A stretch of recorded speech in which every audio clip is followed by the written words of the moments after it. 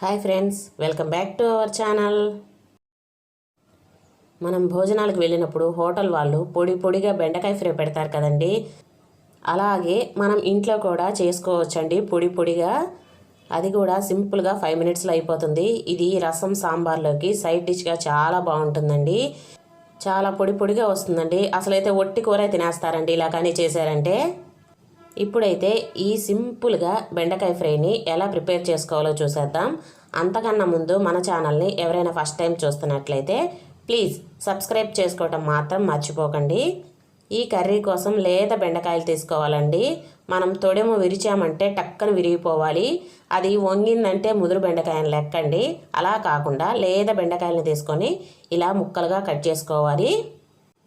ఇలా medium size ముక్కల్ని cut చేసుకుంటే సరిపోతుందండి. మరీ పెద్దవి కాకుండా మరీ చిన్నవి కాకుండా. ఇదైతే మనం డీప్ ఫ్రై చేయాల్సిన అవసరం లేదండి. సింపుల్గా 5 మినిట్స్లో చేసేసుకోవచ్చు. దీనికోసం ఒక ఆనియన్ని కూడా కట్ చేసేసుకోవాలి. ఆనియన్ వేస్తే చాలామందికి ఇది ముద్ద ముద్ద అయిపోతుంది అనుకుంటారు కదా, బెండకాయ జిగటగా ఉంటుంది కదా. అవసరం లేదండి, ఇలా చేసేసుకోవచ్చు.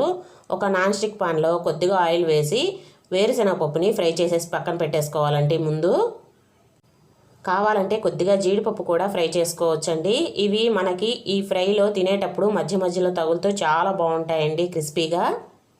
ఇలా ఫ్రై చేసేసుకొని పక్కన పెట్టేసుకోవాలి. వీటిని అయితే మనం లాస్ట్లో యూస్ చేద్దామండి. ఈలోపు ఫ్రై కోసం కొద్దిగా ఆయిల్ని పొయ్యి మీద పెట్టేసుకుందాము. దీనికోసం డీప్ ఫ్రై చేయాల్సిన అవసరం లేదండి. ఒక నాన్ స్టిక్ పాన్లో కొద్దిగా ఆయిల్ వేడి చేసుకొని పోపు దినుసులు కరివేపాకు వేసి ఫ్రై చేసేసుకోవాలి.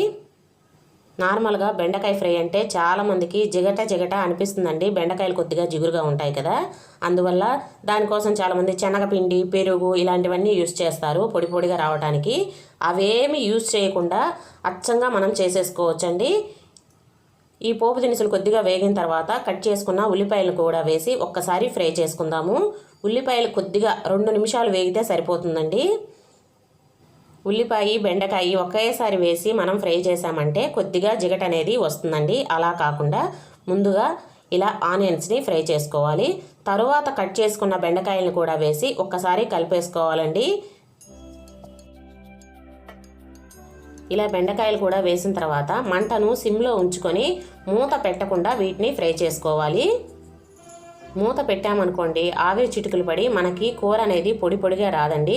అందుకని మంటను సిమ్లో ఉంచుకొని మూత పెట్టుకోకుండా ఫ్రై చేసుకోవాలి. అప్పుడే మనకి పొడి పొడిగా వస్తుంది ఫ్రై అనేది.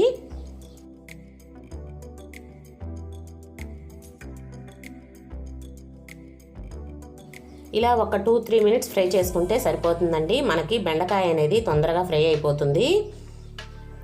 చూడండి, ఒక 2-3 మినిట్స్ కంతా కొద్దిగా ఫ్రై అయిపోయింది. ఇప్పుడు దీనిలో రుచికి సరిపడా సాల్టు,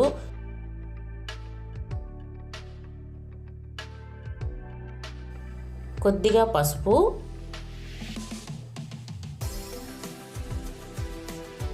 ఘాటు కోసం కొద్దిగా కారం, పొడి కారం వేసుకోవాలండి.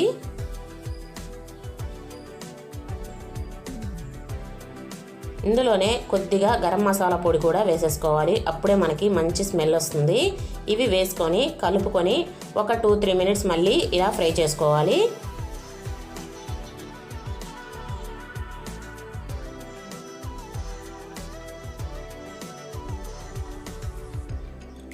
ఇవి కొద్దిగా ఫ్రై అయిపోయిన తర్వాత ఇందులో మనం పచ్చి కొబ్బరి తురుము పట్టుకొని వేసుకోవాలండి. ఇది వేస్తేనే మనకు కర్రీకి మంచి టేస్ట్ వస్తుంది. పచ్చి కొబ్బరిని తురుము పట్టి వేసేసుకోవాలి. మనం ముందుగా వేయించి పెట్టుకున్నాం కదా వేరుశనగ పప్పుని, అది కూడా వేసేసి కలుపుకొని ఒక 2-3 మినిట్స్ మగ్గించుకుంటే మనకి ఫ్రై అనేది రెడీ అయిపోతుందండి. పొడి పొడిగా చాలా టేస్టీగా మనకి హోటల్ వాళ్ళు ఎలా పెడతారో సేమ్ అదే టేస్ట్ తోటి 5 మినిట్స్లో రెడీ చేసుకోవచ్చండి. ఇది రసం సాంబార్లోకి చాలా చాలా బాగుంటుంది. మీరు కూడా ఒకసారి ట్రై చేయండి. నా వీడియో కనుక మీకు నచ్చినట్లయితే please like, share and subscribe. Thank you.